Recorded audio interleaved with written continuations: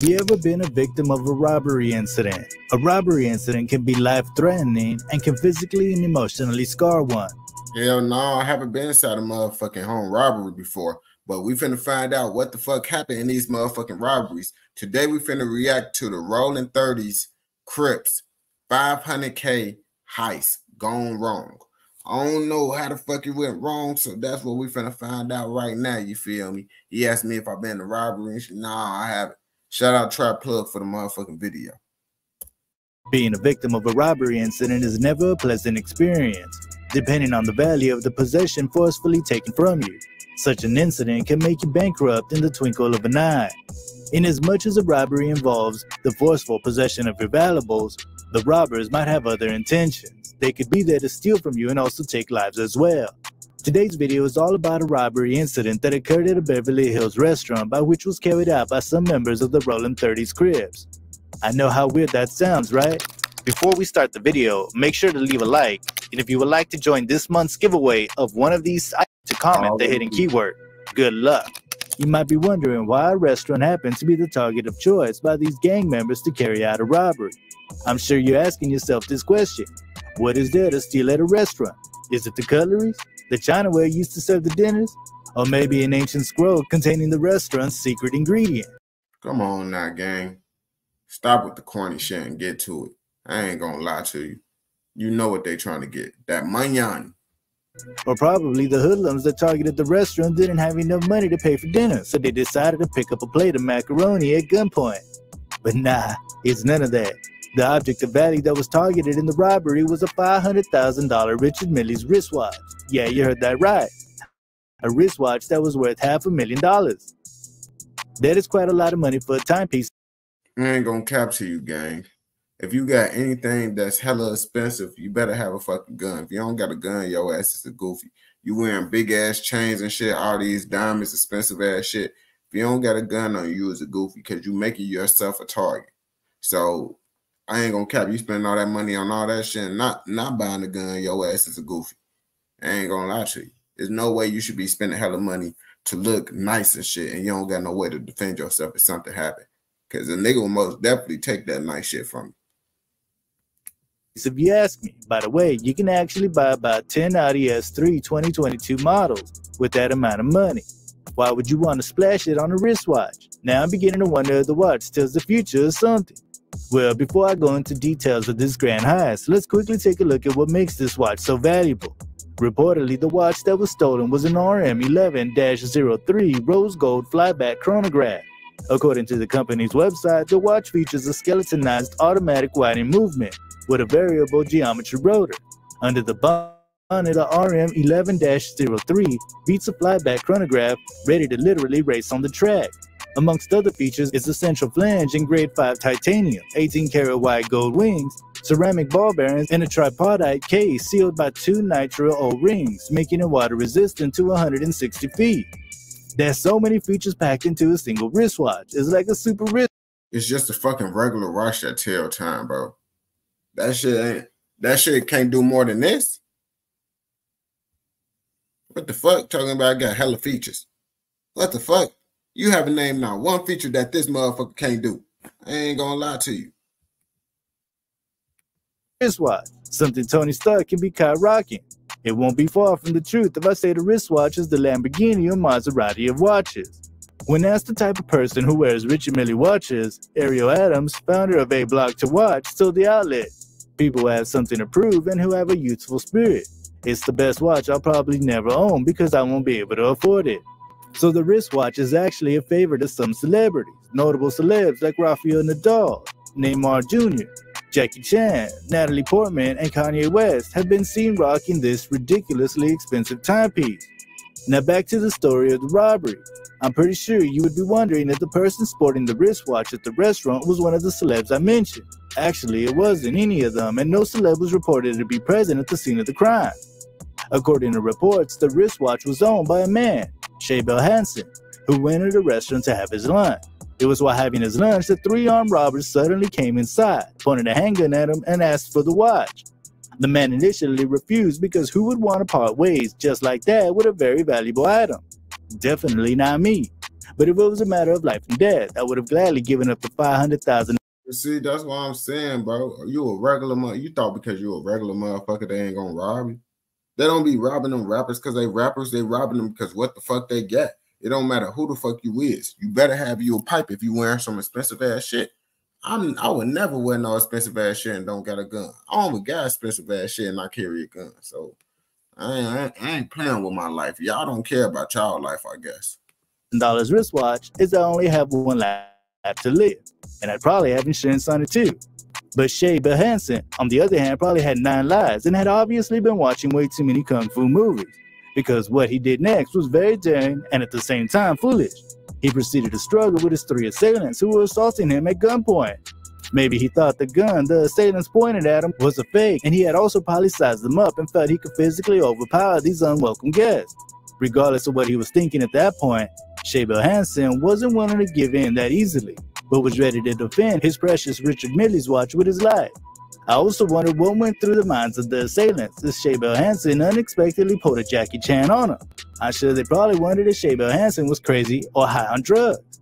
In the course of the struggle, 2 bullets were fired from the gun. Thankfully, the heroic Shay Bill Hansen wasn't hit by any of these bullets, but one of the bullets hit the leg of an unlucky female diner who was present at the scene. Imagine sitting down to your favorite meal and you're interrupted midway by the sound of a gunshot. You'll feel a searing pain in your leg. You look down and there's a bullet stuck in your leg. That must be how the lady hit by the bullet felt at that point. Such experience is a mood spoiler, and it sure isn't a great way to end a meal.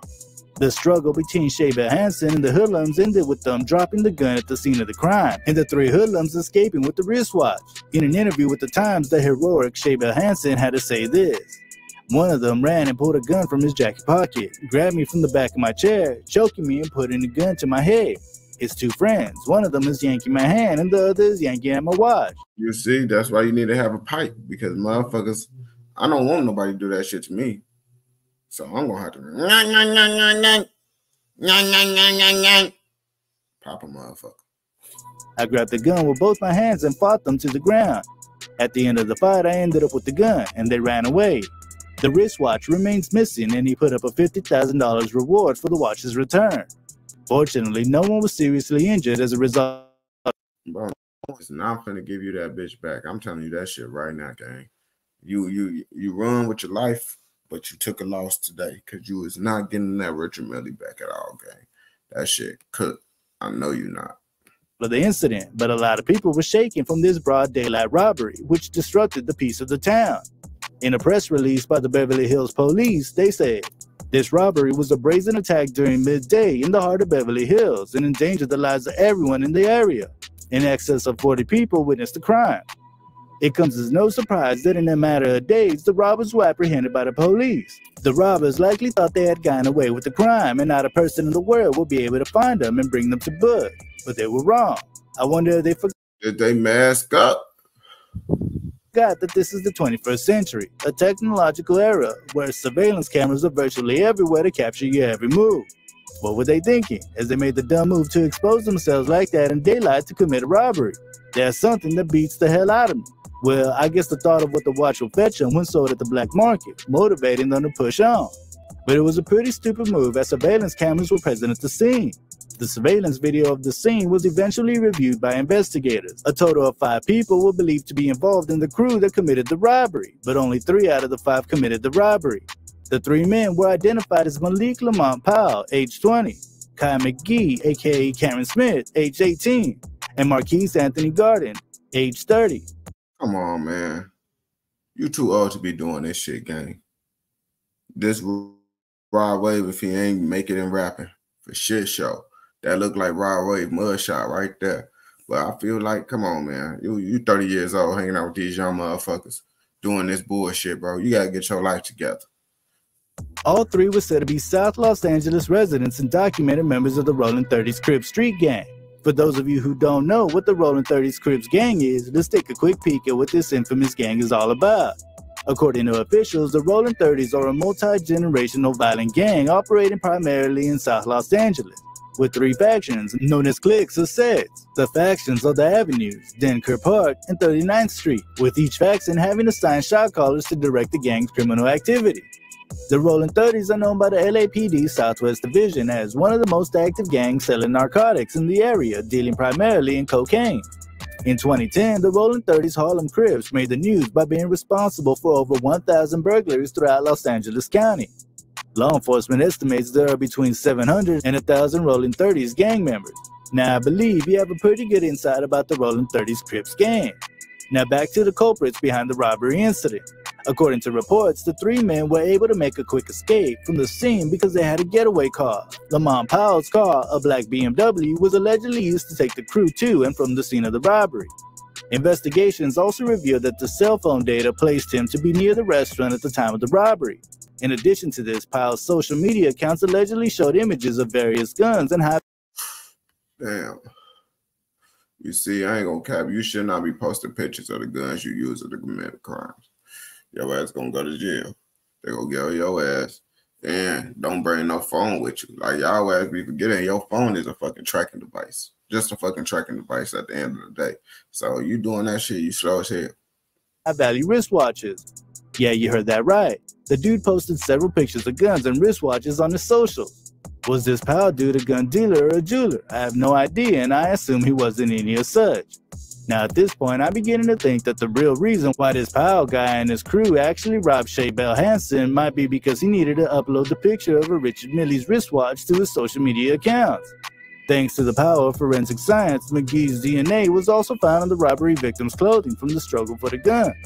The three suspects were taken into custody at locations across Southern California and were charged with the following: 1 count of conspiracy to interfere with commerce by robbery and the use and release of firearms during violent crimes. The three men face a maximum sentence of 20 years in federal prison if convicted as charged. If you ask me, that's a lot of time in jail to reflect on the consequence of their individual life choices. They must have considered that before going on to the heist. And I guess these guys think that $500,000 is worth losing their lives or wasting their years behind bars. That's all I've got for you on the Rolling 30s Crips. Yeah, they ass tweaking. $500,000 heist gone wrong. Feel free to let me know what you think about this video. Yeah, they ass tweaking. Buddy ass did that shit. Like, he saw those movies and that shit actually worked. Salutes to him. But don't be like that guy. That's why I gotta tell you. Don't try to do that shit, man. Them motherfuckers just wasn't ready to pop a motherfucker. That's all. They thought it was just gonna go smooth and he was gonna give it up.